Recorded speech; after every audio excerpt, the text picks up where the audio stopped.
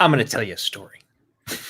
I was going to start the same way. I'm glad you decided we're mind melding today. I feel bad, man. It's almost as if I killed you and then your blood got on me, and now I'm just living the same day over and over, and I've been living to do that intro. That's it. Now I can finally go on and live through the day. So we're going to take you guys today through an oral history of Andrew sweating the first time we did this episode on Action Movie Anatomy. And oh, dude, you know what? Why not? Like at this point, for as long as we've been doing this shit, and as many times we've embarrassed ourselves, and by we, I mean I've definitely embarrassed myself a lot. That's not what I'm looking for. I think we should show a little bit of it. I think I can find the clip. I mean, I know I can find the clip. It's not that hard to find. It's really special. But well, before we get into any of that, guys, welcome to the greatest movie ever made here on Action Industries. It's the show where we talk to you guys about the best movies in the world, why they're so awesome. We break them down for you guys. We have a couple generals in the Action Army that are going to be calling in later today. We're very excited about that. We'll be telling you guys about those guys in a second. And yeah, today we're doing Edge of Tomorrow, also known as Live, Die, Repeat, the 2014 sci-fi film. What are you laughing about? What am I laughing about? Honestly, if you really want to know what I'm laughing about, it's exactly the image that you told me to pull up as a joke just a second ago, and it's just it's unfathomable. It's like special. There's a wide shot of it. There's the wide of it. You're taking up the whole wide shot. I am the whole wide shot, and you can see the sweat there already. And then it's almost like every time that I speak, like Roxy's trying not to laugh at me. What the fuck happened? Well, so let's talk. Let's just so a little context for you guys. We'll get into the regular show here in a second. So Andrew and I started doing the show Action Movie Anatomy back in the late spring of 2015. We just hit our 5 years. You guys know about these coins. These coins are to commemorate the 5 years. But this was either the second or the third episode of the show we did. Andrew was living on my couch at the time. And when he was living on my couch, he was a little heavier set. He was drinking a lot, retaining a lot of water. Still, when we started AMA? Yeah. Yep. Oh, I think so. And we go out to do the first episode of the show, and Andrew's never hosted on camera before. I hadn't been at it for very long. I've been at it for maybe like a year, a little less than. But it's scorching hot, May, Los Angeles. It's like 104 in the valley. And the AC is not on. The AC's not working. And Andrew has never had the experience where he's sweating profusely on a live broadcast before. So you can see it becomes a vicious cycle, as they say in the business. And that's when you start to sweat, and then you realize that you're sweating and you don't want to sweat, so you sweat more. And all the while you're stuck on a live broadcast, it was essentially like I pissed my pants, but it was worse because if I peed my pants, you wouldn't have been able to see it. Whereas since I was sweating through every pore on the upper half of my body, it looked like I pissed my shirt. So my favorite part about the whole experience is that if you go back to the shot, you can see Roxy and Andrew are on the right to bring side. it back up? They're on the right side. And I'm over here on the left side. And as they're cutting back and forth, every time I would talk, Andrew would take the brief moment to pick up the outline, the piece of paper that he had, and he would fan himself. And he'd be trying to act like everything was normal and look at me and make eye contact to stay with the show. But he'd be fanning himself like, yes, exactly. Wow. This is the best thing about being in the business is that your nightmares are caught live on camera and they live on the internet forever. So it's one of the best ever. Anyway, so this is our redemption episode, except for now I just look homeless. Between the sweating and Edge of Tomorrow, this is never just going to get good coverage from the action guys. But what a great way to start the episode, huh? It's a good one. A couple of Patreon shout outs to brand new generals. We had an exciting week. We had 4 generals upgrade all in the last week. And I'm going to throw Tyler Schwent in as well, because I think he upgraded just before this. Yeah.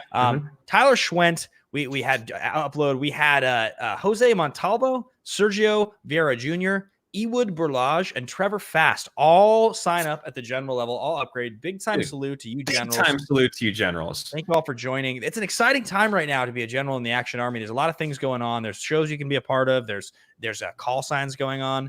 We had our very first, not our very first, but we had one of our largest generals bunkers we've ever had today. We had almost 20 people in there with Ben and myself.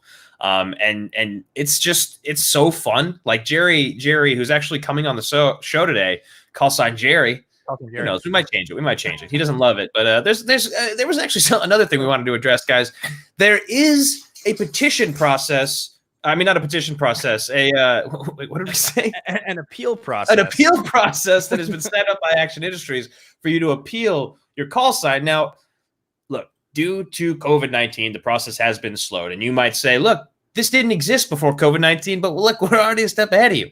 It's going to be slow. It's going to be a really slow process. The office that's handling the appeal process is the skeleton crew right now. We're doing our best to stick with it. They're way down. I think most of them are on 56K. So we're really doing our best to make sure that anytime we give a nickname, it's really well thought out. It has a lot of purpose to it. So we've got. I think we're gonna debut one as well for our other general. We're debuting one. Yeah, you'll hold tight on that one, guys. Yeah, no. But yeah, so call sign Jerry coming on, and then we have another general we're going to introduce to you guys in a second here. Coming up today on the show. Sorry, that was a slur. Coming up today on the show.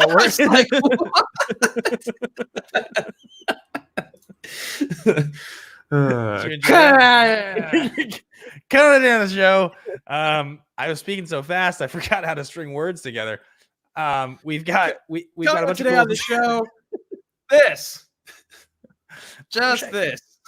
There was God, what the fuck was the experience? I was on a show with you at some point and something like that happened. I just don't remember what it was, but it's very reminiscent. The words just didn't make any sense. You just tried to answer me as though I had said something that did make sense. Do you remember this? This sounds very familiar. I just don't remember what it was.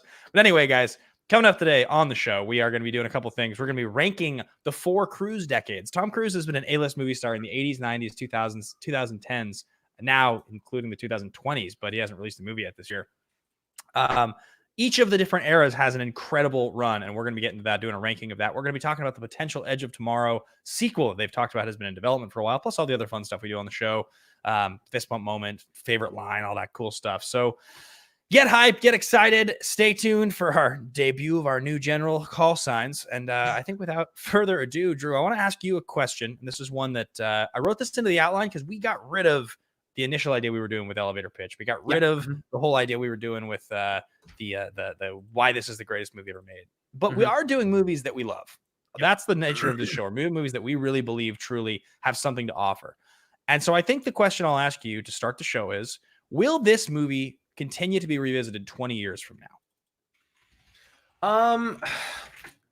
Interesting, right? Because I think a big thing is that if there is a sequel made, how good is the sequel, right? If it's a great sequel, I think it's definitely one of those, I don't think it'll become a trilogy, but if it's just a 2-movie franchise that is really well respected, I can see it because it's great. Like it's so great. It's also being adapted from other source material, and I think at least from what I understand, they do a pretty good job of it. I don't think it'll ever stand out as one of the greatest movies of all time, or the greatest two movies or anything like that. But it feels hard to ignore just because of the people that are in it as well. I mean, Emily Blunt's obviously a very, very amazing actress and very famous, but Tom Cruise is a legend. He is one of the few definite A-listers, no matter where you are in the world. So I think always when you go back and look at his career, you're going to talk about movies that kind of stood out. And this is still one of them because it came at an odd time, but it was also really well loved. I would argue, I think the answer to the question is that yes, it will be talked about in 20 years. And I think the most important reason is because of this era of Tom Cruise in the 2010s. We used to talk about the different eras of Cruise back in like 2015, but now it's really more about the decades. It's much more about the decade. Am I getting a clear signal or am I cutting out here? You cut out for a second, but you're good. Drew? What? It's really about the decades now, right? And so you look at the 2010s and you realize that in the 2010s, Cruise has a couple hits. He's got Mission Impossible 4, Mission Impossible 5, and Mission Impossible 6, all of which are great. And he's got this movie. And that's basically it, right? Like I guess Jack Reacher, some people are big fans of Jack Reacher, the first one, but other than that, like that's kind of the decade. And so really what it feels like is that unless you want to say that one of those Mission Impossible movies is better than this movie, which I don't think any of them are, I think this is better than any of those. You think this is better than any Mission Impossible movie? Any 4, 5, or 6? Yeah, I think this is a better movie than 6. Oh, okay. Okay. This movie stands out to me as the best movie of the decade that he made. I think it's clearly his best film, and that's why I think this movie will live on. Is that it's of such a high quality in terms of its like sort of uniqueness and it's like its humor. It's just it's also like one of the movies I think that totally exists in this world of it mimics a video game without being a video game, right? So we live in this culture now where like this type of thing, respawning, is like something that many people are just used to. It's a very common concept. The idea of doing it over and over again. This movie is like a very early video game movie without even acknowledging that it is. And I think that it feeling so familiar in that way is going to really live on. Yeah, I mean, and also because we haven't had any really good video game movies, other than, of course, Mortal Kombat. But, don't get me wrong. Oh, look at this. Look what I just found. What'd you get? It's just something sweet. Oh! Look at that. I'm here. I'm J Squad.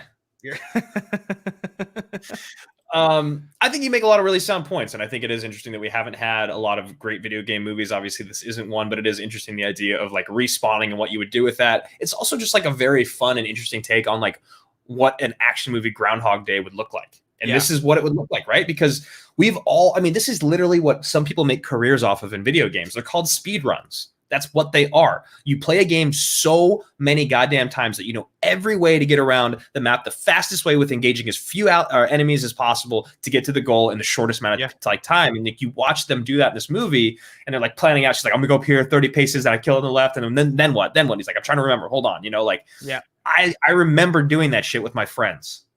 Totally agree. Yeah, I think it does really feel that way. And I think it's one of the best parts of the movie. So I think the answer we both have to the question is yes, this movie will live on in 20 years. Those are some of the reasons. Let's get into the trailer of the film before we talk fist bump moments. Yeah, I wanted to say one more thing is that obviously we have our Streamlabs going and obviously in our super chats, streamlabs.com/action industries. And we had Josh Ryan Sports donate $5 Canadian. Nice. Saying recently rewatched this. The GF went in without knowing the premise. She loved it. Once she figured out what was happening, have a good stream, guys. Yeah, I know. This is one that I really actually wanted to watch with Ash. We weren't able to do it. But I think it's one that at least my GF would have loved. I think this movie is really just enjoyable all the way across the board. Super rewatchable. Yeah. All right, here we go. Edge of Tomorrow. Favorite trailer. One of my favorite trailers of all time. I've watched this one at length. I'm going to tell you a story. We're going to start it over. You got to hear that sound. Yeah. I'm going to tell you a story. At first, it's going to sound ridiculous. But the longer I talk... We have to find the key. It's actually really beautifully shot, a lot of it, too. Yeah. I can't believe you found coffee. Sugar, right? Yeah. 3. Hold on, 3. How many times? That look, and then when he realizes that she realizes, is such a good moment. How many times? Yeah. For me, there's a lot of looks that Cruise gives without them having to be like sexual or romantic that are like really powerful. Yeah, I agree. This is nothing. I thought that was so cool when they did it. Yeah. The invasion will fail. He's at some of his cruisiest cruise ever in this movie. Yeah, I agree.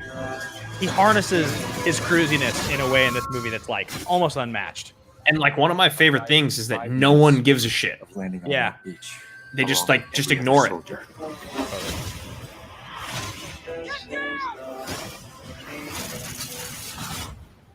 How did you do that? Come on!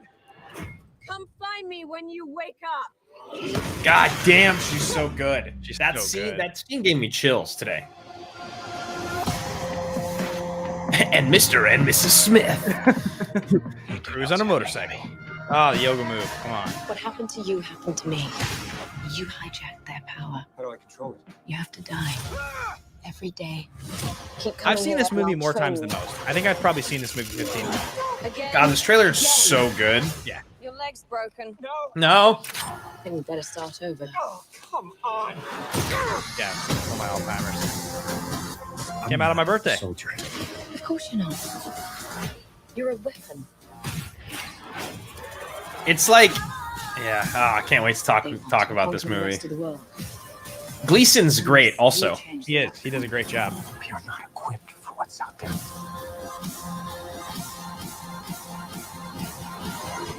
How many times have we been here? What are you not telling me? Yeah, it ended tomorrow. It's gonna See? be dark in a few hours. And curl up by the fire and open a bottle of wine. We should just reset. Whoa! I remember like watching that trailer and being like, what the hell is going on? Well, right, and I think too because it's a moment. 2014 was a moment in Cruise's career where like there wasn't a whole lot of brand faith in Tom Cruise at this moment. He had the only movie he had come out with in the previous like 7 years that anyone gave any shits about really at all was Mission Impossible 4. That was it. He had done. Yeah. He had done. I think Jack Reacher 1 in 2012. I want to say, is that right? Was it 2012? Reacher? Pretty sure Jack Reacher That sounds 1 was right. 2012, but that wasn't a big hit. And he had done Night and Day and Rock of Ages. He had done Oblivion. He had done like Lions for Lambs and Valkyrie. Like most of the movies that happen after his big debacle, other than Mission Impossible 4, are not movies that people give much of a shit about. And so when this movie comes out, it's like, wow, Tom Cruise starring in a big budgeted action sci-fi thing. Well, Oblivion flopped. No one's going to see this. Like, yeah. But the trailer looked so cool. I was like, I remember thinking like, maybe this is going to be good. I hope this is going to be good. Yeah, I mean, this is what he was doing right around that time, right? This Yeah. is the run, 2012, 2014. And then it's basically, that's the resurgence. I mean, Ghost Protocol is when we're like, all right, we're into him doing his thing again, not just him doing the thing that he does in Tropic Thunder, you know? Agreed. Yeah, for sure. So I just remember that trailer, and I've watched that trailer a lot. I think that's one of my favorite trailers of all time. It like I love the beginning of it. I love the music. I love the sound design. It's just intriguing. It just looks awesome. Galaghost here says also Doug Liman is a hit and miss director. Yeah, it is interesting because Ben and I are definitely fans of Liman, but I don't think either of us could disagree with you with that take. Super hit or miss. I mean, I think he's done some good things and some not so good things. Guys, while you're watching this and you're getting in your Streamlabs and Super Chats, be sure to hit that thumbs up. Hit that thumbs up on the video. Get some likes on this sucker. It'll push it up in the rankings so people see it's streaming live right now. They can follow in. They can be a part of the show. So the next thing on the show that we do every single week is we talk about fist pump moment. This is that moment when something happens in the movie. You kind of look around. You're like, are you seeing this right now? This is so rad. This is so good. I'm so excited.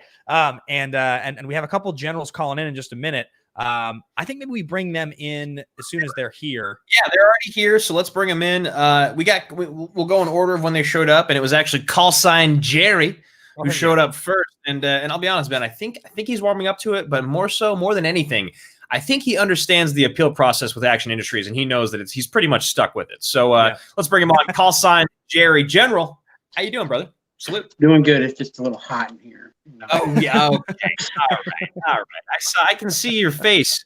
I can see your reactions when you're waiting backstage, and I saw what you were doing when that video came up. Pretty good video. Everyone was kind of blowing up there in the chat. A lot of fat sweaty guy, a lot of oh my gods. I think they're all pretty fair. Have you ever seen that before, Jerry? No, but I've never watched a lot of the AMA stuff. So I never knew that existed. That was Now you know great. what you're missing out. I don't have time. You guys are putting too much stuff out right now to go back and watch your old stuff. I think Drew took. I think Kilmer took a lot of inspiration for his MacGruber character from Drew. Fuck you, dude. Just straight up, fuck you. That is horrible. All right, Jerry. Thanks for coming on the show. Thanks for reminding me of how horrible I looked there and that you hadn't seen it before. When was the first time you watched Edge of Tomorrow? And do you call it Edge of Tomorrow or Live, Die, Repeat? I call it both, but probably more often than not, Live, Die, Repeat. The first time I watched it was probably about 4 or 5 years ago, I'd say. So roughly close to when it came out. A friend of mine had it on DVD. So I watched it. I love this movie. This movie's so good. Yeah. Okay. It's funny. It's like it just does a lot of things well. Do you have a particular fist pump moment that stands out? Yeah, the one point that stand out, I didn't know much about the premise when I actually watched it because it was just a Friday night putting it in the DVD player and watching it. And you can tell in the movie where it's building up Angel of Verdine, and it's building her up. She's this total badass, and everything's going up, and she dies. Right. Yeah. And that moment, what he says, what the? That was my reaction. I was like, what is going on? She's dead. Yeah. And I hadn't seen the trailer, hadn't seen nothing, no idea what it was. And when she died, I was like, this movie is either going to be great or it's going to be the worst movie ever. And it was really great.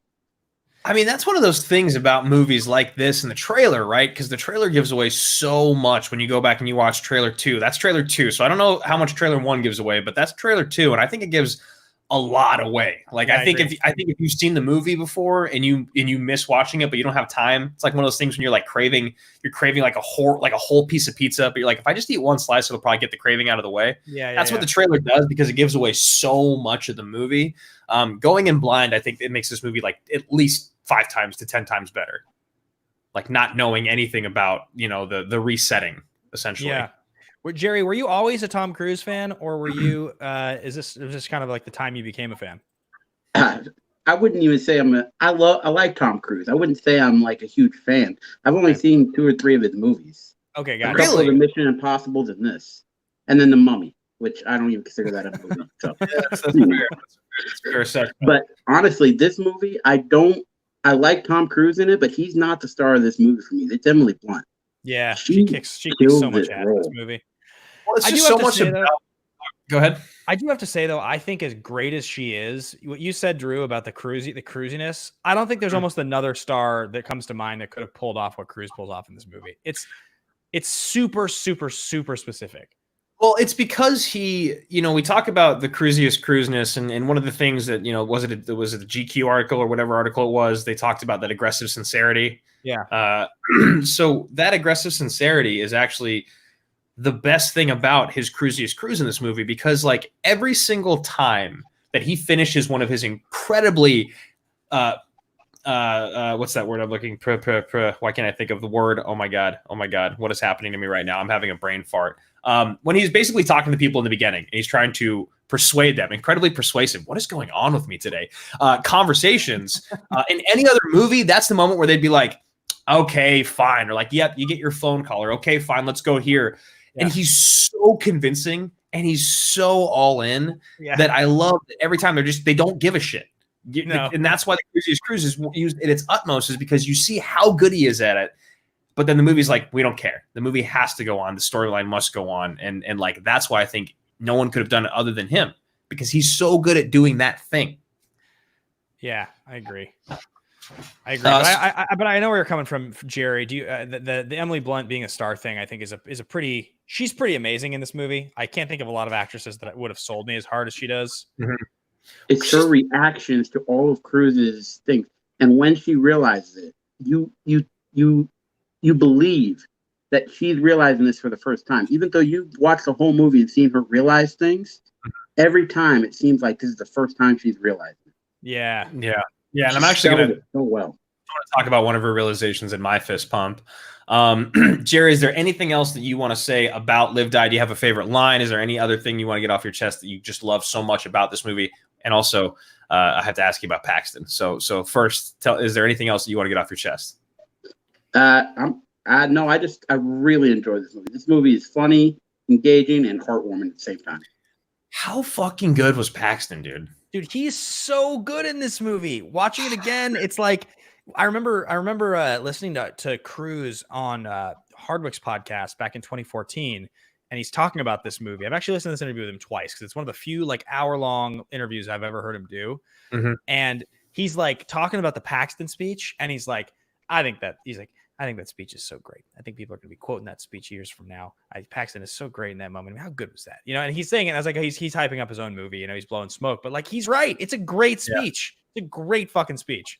Everything he does is great. Every moment that he has, even on the beach, you're going the wrong way, Kate. Like even shit like that is he's just so dialed and locked in. And then I love when it cuts back to him. And he's like, you can't tell me where that squirrely piece of shit went. You were right next to him. And he's like, 50 more. And you're just like, God, you're just like, I believe that you're existing all the time as that person when we're not paying, like when you're not in on frame. Yeah. Yeah. So call sign Jerry, General, much love to you, brother. Thank you so much for coming by today. Salute. Salute, call sign Jerry. Next up, we got another general we're bringing on here. This is a second-time caller on this show, and we'll be revealing call sign. This is somebody who there's numbers in their screen name, and so we decided we would come up with numbers that we felt that were appropriate. Introducing, ready for the show, we've got call sign 69. Welcome to the show, call sign 69. Oddly appropriate. Not going to argue with that one. Just moving on. Remember, call sign 69. There is an appeal process. Now it's a heated appeal process, but it's incredibly arduous, and it'll involve your family and your finances. I feel like trying to appeal this is going to be like trying to convince the general in this that like I'm right, and I'm just going to get like locked away. I'm going to leave, and the MPs are going to show up to take me to jail when I try to appeal this. I'm just going to let it go. I love the chat is loving. I love it. Much. Yeah, so we're so happy. Great. Yeah, we were like, he's got numbers in it. What are they? There was 69, and then we both laughed for like a couple minutes. And then we're like, are we fucking stupid? And they're like, yeah, let's do it. That's the name. It's so good. It's brilliant. I saw it coming when you were like, oh, we've got a name, it's got numbers. Like, oh, I know. I saw him go like this immediately, and I was like, all right, he knows. We've done our jobs. Look at this, William Harold. It's an excellent call sign. Why appeal? See, okay, good. We got people on board.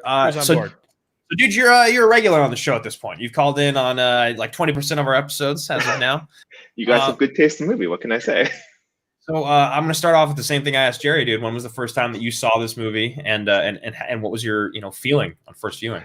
So I saw it when it came out in theaters because I was watching. I think it was AMC Movie Talk back then. I can't remember if it's exactly when that roughly was, but I saw they were talking about the trailer and sort of how it was based off of a manga or a light novel in Japan, and I'd watched that. And so I was like, I need to see how they adapt this because it's a very, very sort of like very Japanese anime-ish kind of like book and ending. And I was like, how are they going to adapt this? Especially because the author of the book was very much had that idea of it being a video game where it said, look, you respawn and then you've got to remember, how did I get to this point again? And it's like, it's not like modern video games with AIs and stuff. It's like, think of the more like the old Mario Bros. Yeah. It's like you have to know that Goomba is coming at that time to jump, and then always and if you die, you got to start it all over again. There's no saving in the middle of that. You got to beat all 7 levels in a row. And it's kind of like that, and that was the appeal because I grew up playing video games, so I had to see it when it came out in theaters, and it was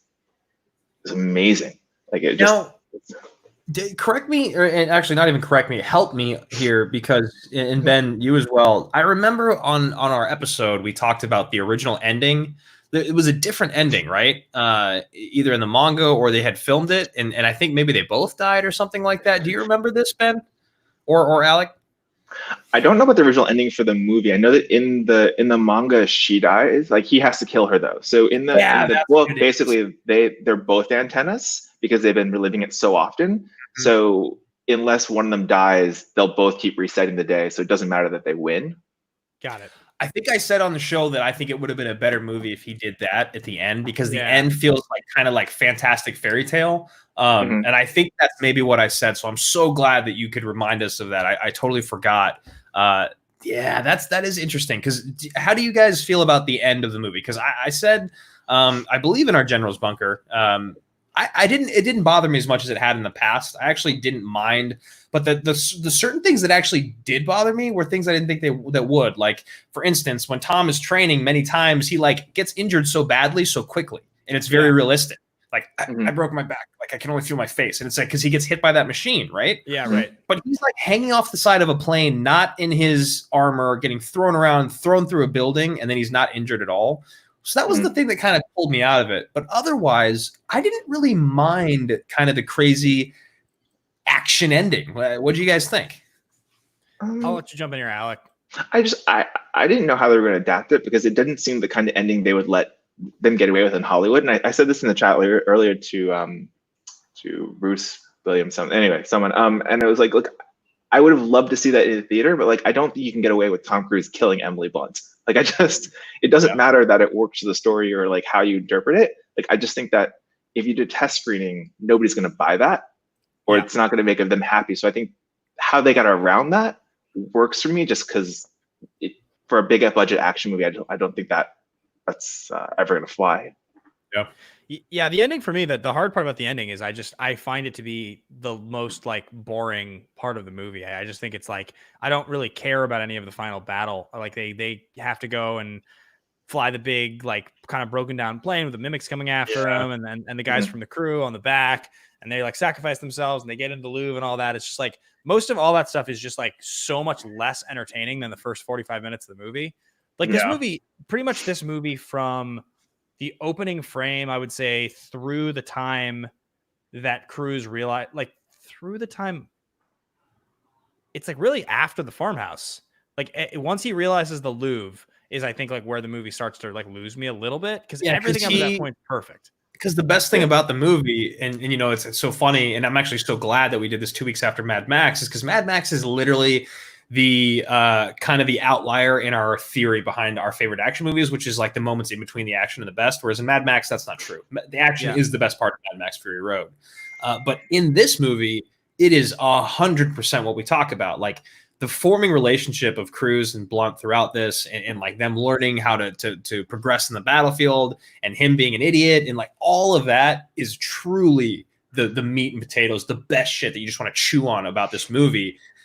The action is fine, but it's also like the mimics are tough to kind of follow sometimes, and I'm sure it's because they look sick when they're drawn on a page, right? The mimics might be the weakest part of the movie. We'll talk about that in a minute. Alec, what is your particular fist pump moment in this movie? It's hard to say there's an exact moment because it's kind of what Jerry was saying. It's like every time Emily Blunt realizes something, or you realize with them, because you know that he's dying, they keep repeating stuff, but you never quite know how far along you've gotten.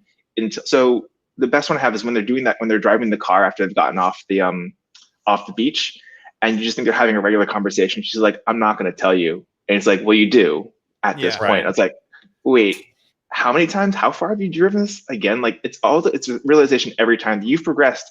You don't know how many more times through the loop, and you're sort of living it with her. Going, is this the first time? Is it one more time later? Is it 20 times later?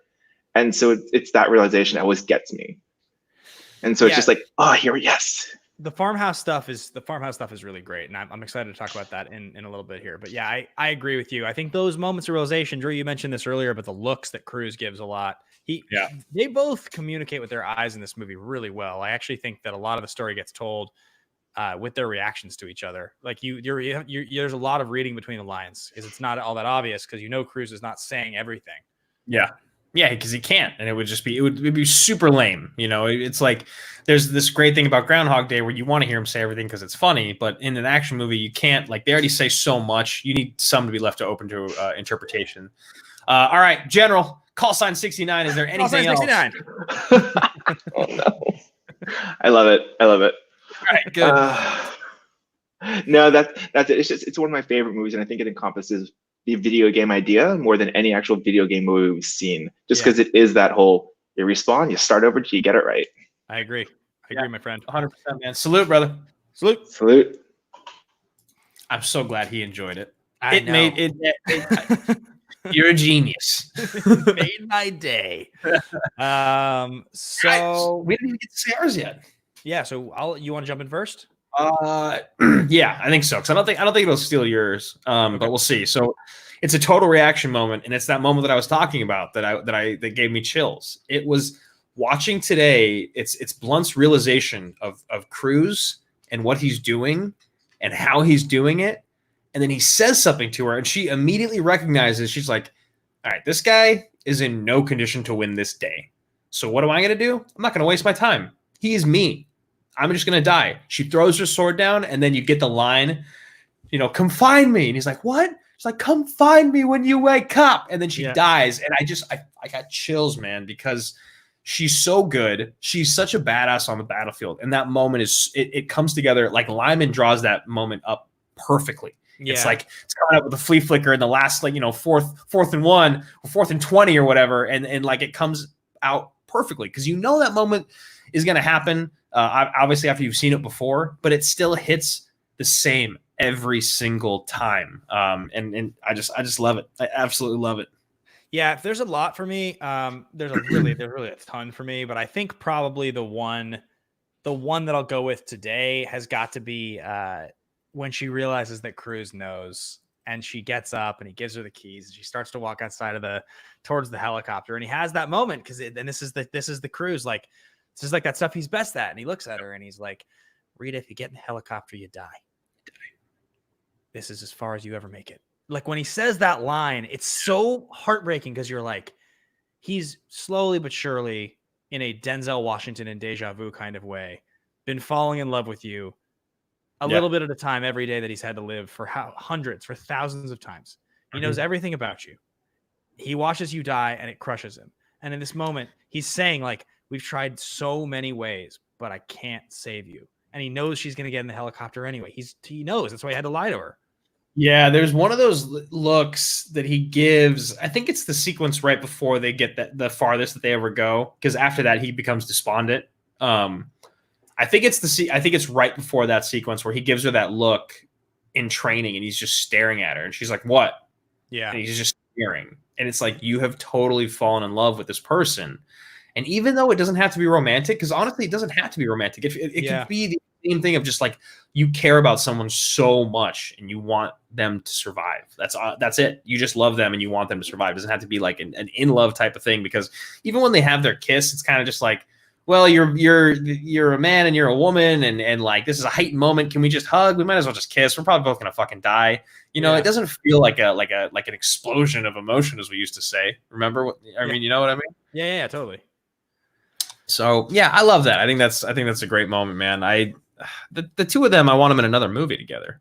Yeah, I know. And they've talked about doing a sequel to this movie a bunch of times, which we'll get to a little bit later. But yeah, those are our fist pump moments here, guys, on the movie. So, share yours in the chat if you have any thoughts here. Looks like we got about 60 people watching now. So you guys hit that thumbs up button, get this thing going, keep it rocking. Let's continue moving through the show here.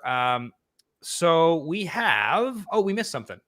We've got a show on Sunday that I want to talk about for a quick second. Okay. We have tomorrow night, our episode of The Action Guys. We have two very special guests. For the first half of the show, we've got Janine the Machine, a member of the Usual Suspects, and another member of the Usual Suspects in the Schmodown, Ethan Irwin, big time himself, coming on the show. So 5 to 7, back-to-back guests. Really, really excited about that. Get hyped on that one, guys. Yeah, I'm really excited about that. I'm pulling up the image here now. I got it right here for you guys. Our man JP, of course, always coming through. There we go. This is it. This is the one. I'm excited. I think it'll be a really fun show. I think we have a lot to talk about. I think I'm curious to see what they have to say. There we go. Look at that. Free agency pickups. There we go. Gene, Irwin, the future of the Usual Suspects in the MTS. Big time. Big time. Yeah. Big time. Now, the other thing that I want to talk about is that this movie was the second episode, I believe, we ever did of Action Movie Anatomy. We just hit 5 years since the anniversary of that show. It was the show that started it all. We have these commemorative coins that some of you guys have seen. A lot of you guys have ordered already. Let's see if I can get this to focus. One try. No. You got it. Just got to leave it. Stop moving it. Come on, focus. You got this, man. I believe in you. It's not working. It's not working today. One more time. Nope. This is good. quality content. I mean, you guys can look at them on our Patreon, or also, we have. I'm pulling you. I'm pulling There you, it is. man. Oh no, we got it. Bad television. Anyway, AMA 5th anniversary coin, guys. These are currently for sale, patrons only. There's got to be a better way to do that. And yeah, I mean, you do it every time, but I like it. I like the process. And they are available to patrons only until the end of the month. If you're a general, you just pay shipping and handling. 5-star general, we just ship it to you straight off the bat. And every other single patron can order them directly. Send an email to actionindustriesbrand@gmail.com. Let us know that you want to grab one. We alluded just a second ago, Drew, to the fact that Cruise and Blunt, where they were in their careers, and this movie was happening. Mm-hmm. I think it's interesting. Blunt had just come off the Wolfman, Adjustment Bureau, and Looper. So she's this is like sort of that period in her career where she's starting to really make her name. She's pretty famous because I remember like she comes out in some like Devil Wears Prada and a few movies in the mid 2000s. But this is the movie where she starts to this era is where she starts to be like a true co-star. Yeah, I mean, she's like really establishing herself as a leading woman, right? Like she is the secondary lead in all of those movies, I believe. Adjustment Bureau, that's an interesting one. The Wolfman, it's probably more Benicio and Anthony, but Adjustment Bureau is definitely just straight up her, and she's great in that as well. And in Looper, I think what you start to really recognize is in these movies she's getting her chance to shine, and every single one of them, you're like, well, you're probably the best part of all these movies. Like, not to say that your counterpart's bad, because I think in Looper, Willis and JGL are great. I think honestly, Damon and Bureau is not bad, and well, the Wolfman is what the Wolfman is. But she's always a standout, and I think a lot of people were like, you know what, this is her moment. But it doesn't really ever feel like she took off the same way that some of these other people, like, I mean, let's say for instance, like Ana de Armas. Yeah. I think Blunt now, I think she's had enough in a row now that it feels like she has, like she got to do the Mary Poppins reboot. She's got Sicario to her name. She has Quiet Place. She has a handful of movies now that are like either really big deals or she's a big deal in them. So it feels like she's just there kind of only in the last maybe 3 or 4 years. And like doing that thing, like doing Jungle Cruise with The Rock really kind of solidifies that you are a massive celebrity at that point. If you're like in that movie. And then obviously she's working on, Live, Die, Repeat, which, or at least is rumored, which I don't know. First of all, I don't know about the name. And second of all, I don't know if this even needs to happen. Yeah, it definitely feels like we can talk about it now for a second. I think it feels I'm buying or selling on this idea. I'm selling. I don't think that there's a way you can make this movie feel special again. I think even if you would have to come up with a totally new concept that just starred these two characters, and that concept would have to be so great that it would sell me. But like, it's the concept here that works more so than the performers. Like it's the concept that's great. Yeah, I can't think of a way for this to work. I can't think of a sequel, and I don't know if there's a manga is there a sequel in there? Is there actually like a graphic novel sequel or no? I don't know. So yeah, I just can't imagine them doing it again. It just would be so tacky because the story is like open and shut. Yeah, like, they don't know each other. The next movie is just a romance of him getting her to fall in love with him again. That's it. Yeah, I agree. And then Cruise on the other side of it, he just comes off of Ghost Protocol, Jack Reacher, and Oblivion, kind of like what you were saying at the beginning of the show. So this comes at a very odd time because it's a very good movie, but people still aren't in love with him. But this was definitely another just like kind of win in the win for him and a check mark in the good column for everyone watching Tom Cruise in the world itself. It felt the way like this movie was marketed is a big problem. It's one of the big reasons that it didn't do well. They tried to hang so much of the idea on Tom Cruise fighting aliens in a sci-fi movie. That was the pitch. That was what they sold it as, and there was a lot of money put behind that concept. And they should have figured out that Oblivion tanked, and it was a year before this, and that was not how they should have marketed this movie.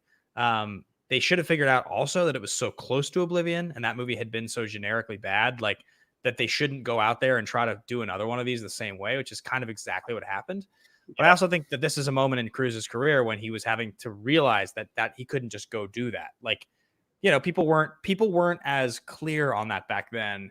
2014, 2013, when they're filming this, we're still in the you can make tentpole movies that aren't tied to comic books world. We're not really living in that world anymore. Yeah, and Alec here says there's no sequel to the light novel or manga. it'd have to be a brand new story, which I don't trust the studios, and I couldn't agree more. Yeah, Lyman apparently wrote like a pretty cool script, and I have some faith in Lyman, but yeah, I still don't think I buy it. Now, what I do want to talk about briefly here, dude, is Tom Cruise has been a star in the 80s, the 90s, 2000s, 2010s. He's got 4 solid decades. And I know we both love Cruise, but I think we both love Cruise a little differently because there's some of his stuff that I think you're a big fan of that I'm not as big of a fan of. I know I like some of his earlier stuff a little more than you do. I'm curious if you were going to do your ranking, 80s, 90s, 2000s, 2010s, where you would go. And I can give you the highlights. I can give you the highlights of each one, unless you just have it pulled up. I haven't pulled up. I can even put it on the screen if you want, or we can just talk through it. It's up to you. Yeah. Why don't we we'll talk through it really quickly. We start in the 80s. So I think the highlights from the 80s, Risky Business is the big breakthrough. You got to figure Top Gun is the big commercial breakthrough. Color of Money and Cocktail, that's like when he's peaking. Rain Man, Born on the 4th of July. That's like the big 80s stuff, I would say. Yeah. Which is like honestly a lot of what he does. Excuse me. He's in like, I mean, you list like 80% of his credits and they're all hits. The Outsiders also, I mean, his 80s are great. He gets nominated for an Oscar. He works with Scorsese. He works with Barry Levinson. Dustin Hoffman wins an Oscar. Paul Newman wins an Oscar. Like, his 80s stuff is huge. He gets into the 90s. The big stuff in the 90s, I'd say the biggest hits are like A Few Good Men, Mission Impossible, Jerry Maguire. Magnolia is a big hit, but it's like more of a hit critically than it is like a moneymaker.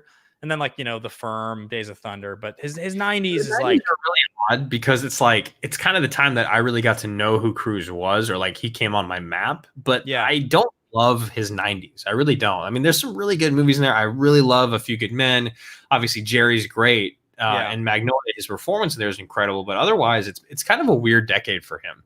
Yeah, and then the 2000s you split in half. The 2000s kicks off with Mission Impossible 2. The big great hits are like Minority Report, Last Samurai, Collateral, War of the Worlds, Mission Impossible 3. Pops back in with Tropic Thunder and 2008. That's like basically his 2000s. You have the Katie Holmes thing, you've got the Scientology stuff. Then when he gets into the 2010s, it's really, I think as we said, it's basically just Mission Impossible Ghost Protocol, Mission Impossible Rogue Nation, Mission Impossible Fallout, and this movie. Yeah, because American Made, The Mummy, Oblivion, Jack Reacher, all of those were kind of just like fine. I mean, not even fine at best. Yeah. Rock Ages, I know you like that movie, Jax, but I think for me, it's like a pretty clear winner is just the 2000s. It feels like the true time of like Cruise at his peak, doing all the things that he's best at, not only getting to act, but like really coming into his own as an action star. I don't even think his best performances are in the 2000s. Obviously I think his best performance is Magnolia, but it's all the 2000s where we get that MI3 performance. We get him in Tropic Thunder. You get The Last Samurai, which I think is great. Not like you said, Minority Report. There's just so much in there that I love for so many different reasons. That's for sure my number one decade. Yeah, I think I got to go with the same. I think 2000s for me is also number one. I think it gets kind of close for me, but the big winners in the 2000s that set it apart for me, it's got to be like, I love Minority Report so much. I think Collateral is one of his most underrated performances. Last Samurai, almost equally underrated. Mission Impossible 3 is my favorite Mission Impossible movie. I even really like War of the Worlds. I think Valkyrie's underrated. Like, I think he does great stuff, and he hits an age in the 2000s where physically he doesn't feel like he's as much of like a young kid or like a young punk. Yeah. He like physically feels most believable. Like the most believable Ethan Hunt for me for some reason feels like it's Mission Impossible 3 Ethan Hunt. Yeah. Because MI2 is kind of absurd. Yeah. So then what's your next decade? I think my number 2 decade's the 90s, which is really funny. Yeah, it gets close. But I think I go 90s because my favorite Tom Cruise movie is Jerry Maguire. I think A Few Good Men is so good. I adore Magnolia, and I really like Eyes Wide Shut a lot. That seals it for me. It's not like a hard and fast because I think there's some pretty bad movies in the 90s otherwise. But I think that Jerry and Magnolia are so good. Those two. Yeah. And he's even good in The Firm too. He is, yeah. Man, it's really tough for me. I actually think I enjoy watching the stuff that he does in the 90s more. But I think for me, if I had to rank it, I'd give it to the 80s. I think the stuff that he did in there, he really kind of established himself as like a superstar. And like the movies that he did in the 80s have gone on to, I mean, like in Rain Man, Cocktail, Top Gun, and Risky Business, there is literally a scene from every one of those movies that is iconic. Whether you've seen the movie or not, you know all of them, right? Agreed. Like you can think of them. So I think that that's definitely my decade to follow. And I mean, look, there's an argument you could make that the 80s is the best because like so many of those are classics and he does so much in such a short amount of time with like really as an up and comer, he just picks like great project after great project after great project. You know, and I feel like I've softened up on Top Gun over the years as I've watched it more. Well, I think he showcases a lot of different talents in all these things. Like Cocktail shows his dedication to the craft, right? The Color of Money shows how good of an actor he really is. Top Gun shows like that he can be that young hot stud that you need him to be. Risky Business shows that he can be like still innocent, and like there's just so much about him in the 80s that you get. Yeah. Agreed. I mean, and there's even movies we didn't mention, I think, that are pretty great. Like there's a lot of Vanilla Sky that I really like. There's a lot of these movies that are great. So then I think then you and I are swapped on the 80s and 90s, I'm assuming, or what's your third? God, it's so tough. I think even though I love the work he does in the 90s, I think the 2010s come next for me because I want to watch all those movies more than the stuff I want to watch from the 90s. So the 3 Mission Impossibles, the 1 Jack Reacher, and Edge of Tomorrow is enough for you. It's really just the 3 Mission Impossibles over Magnolia, right? Because like I don't really have a desire to go back and watch Jerry or Mission Impossible that often. Like I love A Few Good Men, but how many times do I turn A Few Good Men on? You know, again, I think the performances in the 90s heavily outweigh those in the 2010s. But like if you ask me what I want to turn on, I pick almost every movie in the 2010s over those from the 90s. Yeah, I go 2010s next, then 80s last, which is really weird because the 80s stuff is so significant. But I think what I've realized about 80s Cruise is I just don't like 80s Cruise as much. I like the movies. I like the movies really like very well. I think they're great. But even like his best performance in the 80s, you know, Born on the 4th of July, I have no motivation to ever watch that movie again. I've never wanted to rewatch Rain Man. I don't think Cocktail's that great. Color of Money I love, but I love it because of Paul Newman more than Cruise. Yeah. You know, Top Gun has never resonated with me as much as some others. I think his best movie in the 80s is Risky Business. That's my favorite 80s movie Cruise was in. It's a good movie, dude. It's a really good movie. But I think the 2010s, he's established himself in the second half of his career as such an action guy. He's so proficient in that genre. It's really hard to look at the 3 Mission Impossibles and Edge of Tomorrow. And then I kind of love Jack Reacher too. Like I kind of love that movie. It's really grown on me the first one. Yeah, I know that you actually do like Jack Reacher a lot more than you originally did. So talking about some of the numbers behind this, you know, Doug Liman directed this, McQuarrie wrote this, and we've talked about Cruise and Liman and Cruise McQuarrie a lot, and we can maybe touch on it a little bit if we have time. But this was produced by New Line. It cost $178 million to make. It was released in May 2014. May 28th is when it had its soft open. I believe it grossed $100 million domestically and an additional $270 internationally for a grand total of $370.5 million. It's got a 7.9 on IMDb and a 90 on both categories on Rotten Tomatoes. Yeah, it's really well liked. I mean, it didn't perform as well as it should have behind The Fault in Our Stars that weekend that it opened. I remember, and it was a pretty strong like signifier at the time of the weakness that these like sort of. And I know it's based on a manga, but it was not a popular manga. So the weakness that these stories had to audiences, they didn't want to just go see some original, unique piece of IP they weren't super familiar with. But yeah, it has gone on to have a pretty strong legacy. We have an episode of the General Debate coming up next week. It's next Thursday at 7 p.m. And the conversation in that is, what is the best Tom Cruise movie? Yeah. We've gotten a few submissions. We have 1 spot left. So if you're a general in the Action Army and you want to join that, send an email to actionindustriesbrand@gmail.com. It's basically just a debate show. It's there's 4 different members of the Army that are all debating against each other. Drew and I are the judges. And in the end, the winner, if they're a Team Bateman or a Team Guy member, which you get assigned on Patreon, it's all there for you to see, gets to embarrass us. So it's either Drew or myself is going to have an embarrassing hairstyle for a month of action shows. I'm up 1-0. So we're hoping for Team Bateman to pull through here. It's BS, man. The deck was loaded against me. I see call sign Sunshine in the chat here. He got the win. I love that he's leaning into Sunshine. He's using the Sunshine emoji now in his comments on YouTube. It's great. I'm not happy about that. Liam was one of my favorites, and I feel like he's been corrupt. Call sign Sunshine. Call sign Awesome. Call sign Awesome. Call sign Sunshine.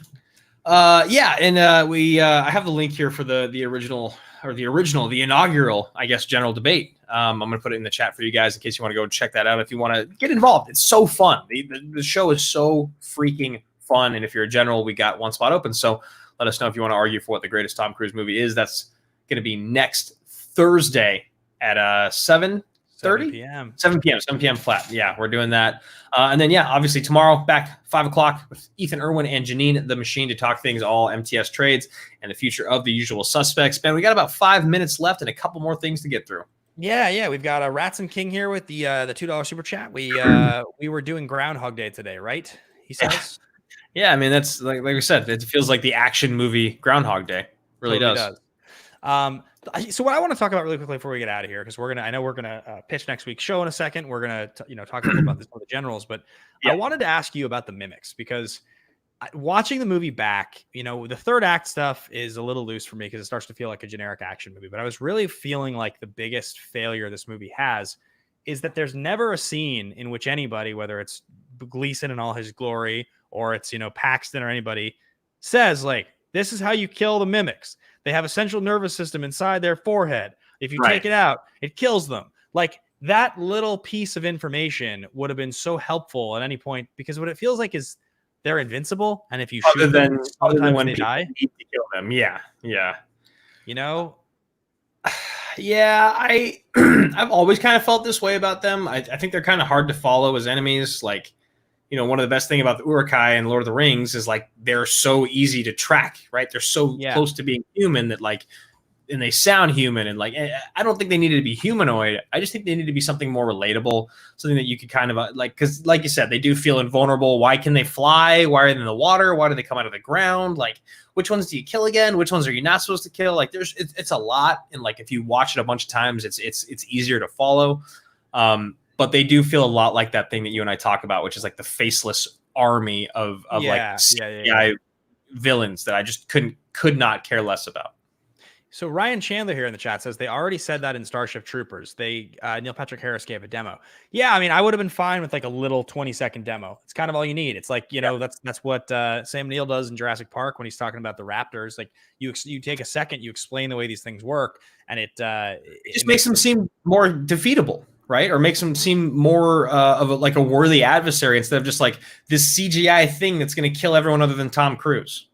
Yeah, exactly. So I think that was my biggest complaint watching the movie through this time were the mimics. Anything you wanted to touch on before we get to our last segment of the show? No, I just want more Emily Blunt doing things. I think she's just so great. That's it. Yeah. That's all I got to say.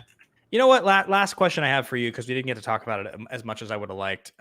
You mentioned Cruise as his cruisiest in here.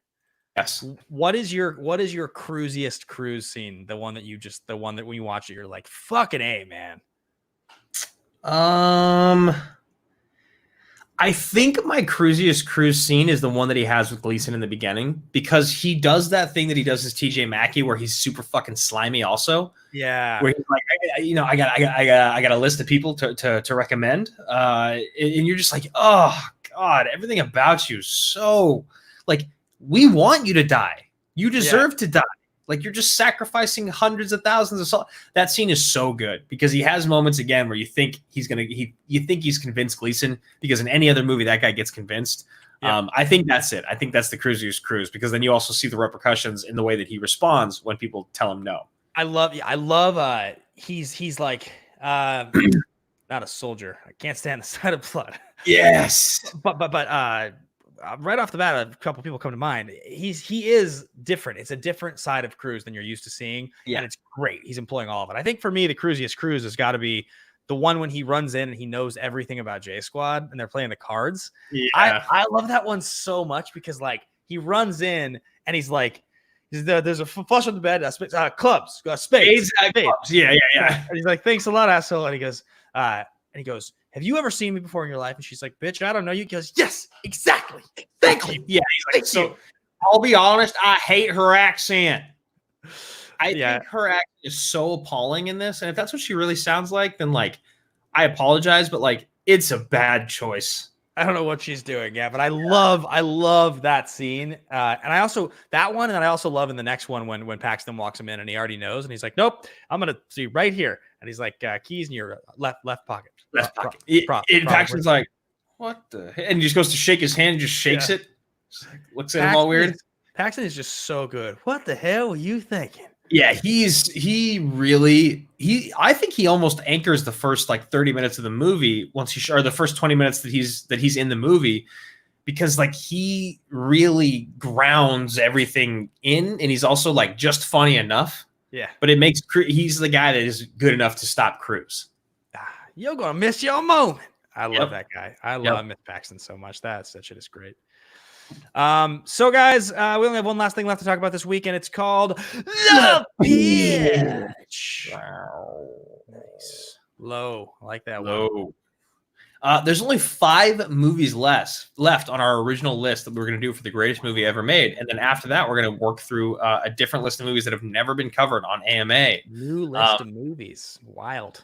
And this one's a big one for you, man. This is one of my all-time favorite movies. I'm so excited to talk about this movie. Next week, we're going to be covering Predator, the original, 87, Schwarzenegger, Dutch, Dylan. You look good, Dutch. You look good, Dutch. This movie is so fucking sweet. If you guys have never watched Predator, and it holds up too. Yeah. This is like a really good 80s action movie. Like, it holds up as well as most. This was one of my all-time favorite episodes of AMA we ever did. Was Predator. It was one of the first ones. So good. I think it's got Jason on the show. Yeah, and I think this episode has like 2 million views or something. This is like one of the something crazy like that. Hello, Philip says, "I've never seen Predator." Dude, get hyped. I want as many people watching next week's episode as possible. I'm so excited for you. Yeah, guys. we should Remember, 2 General get to call in. Just like I was gonna say, yeah, Philip, if you're around, you should call in, General. You should call in. You should watch it for the first time and call us in. 2 slots available, as you were just about to say, Ben, and this is the email address, of course. If you guys are a General, send an email over there. Let us know if you want to come on the show. Let us know if you want to come on next Thursday, the General Debate. What is the greatest Tom Cruise movie? Again, Generals and above, hit us up at actionindustriesbrand@gmail.com. We'd love to have you on the show. The first one was a huge success. I posted it above in the chat before, and I think this is it. Maybe post this again, and you guys can check that out and see if you want to, check it, be a part of the General Debate. Super fun. Super fun. All right, guys. Thank you all so much for tuning in. Let me just make sure we didn't miss any. Super labs or stream chats. Labs and stream chats. And if we did not, then we shall get out of here, and we will see you guys. We're all good to go. I think we just got to go through. Oh, actually, I just posted for the greatest movie ever made again, but you guys can find it on AI. Let's go through all of our generals because we did get some upgrades. We got to shout them out, or did we not do that on the show? Did we do that? We are, right? We do. Yeah, we shout them all. Okay, good. I just want to make sure. Do you want to start, or would you like me to start with our list of? I think we're at like 50 now, dude. Close to. Yeah. All right. I'm going to take a deep breath. I'll handle 1 through 25 here. We're going to start with Commanders-in-Chief, Lucas and Alex Shawshek. Big time salute to Alex for becoming the new co-host of Mornings with the Outlaw. Love seeing that, Alex. Yeah, congratulations there. We got 5-star generals, Ferris, Muthana, call sign Whiskers. We got Aaron J. Lancaster, also known as Aj Lancaster. Cody Steele. Jakey Yachts, call sign Yachts, not sure. John Getz, Mac Ryan. What about Deja Vu? AJ was call sign Deja Vu. I like that one a lot.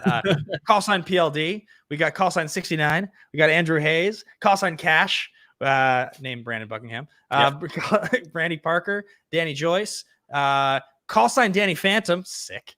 Phantom sick. Call sign Coinless, David B. Eric Fitz, Philip Gustafson. We haven't settled on that one yet. Garth McMurray, Jeff Alterman, Glenn Caesar. We're still working on one for Jeff. Yeah. Call sign Jerry, John Patterson. I'll let you pick it up from here. Josh Ryan, Carl Newell, Kelsey Kirkland, Larry and Lindsey Payne. Call sign Sunshine, Luke M. Haynes. We're still working on the Drifter. Maddie Gunner, Michael Deacon, and of course Bethany Curl, Nick Gilmore, Oscar Romo. Call sign Party J, Pat Bulfamonte, Patrick Gibson, Sadi Laman Maki, Steven Anderson, Tharshi Shri, Tim Etheridge, call sign Kyle Grandinetti, Tyler Schwent, Joaquim Oliveira, Joseph Boros. I want to call him call sign the Ripper because of the General's bunker. I'm pretty sure we could just call him call sign the Ripper because it kills me. I love it. So we got Boros there, Jose Montalvo, Sergio Vieira, Ewood Bourlage, and Trevor Fast, our newest generals. Big time salute to you guys. You guys are the absolute best. We'll see you here, right here, same place, same time tomorrow with Janine and Ethan for the Action Guys. It is going to be a blast. Salute. Salute, guys.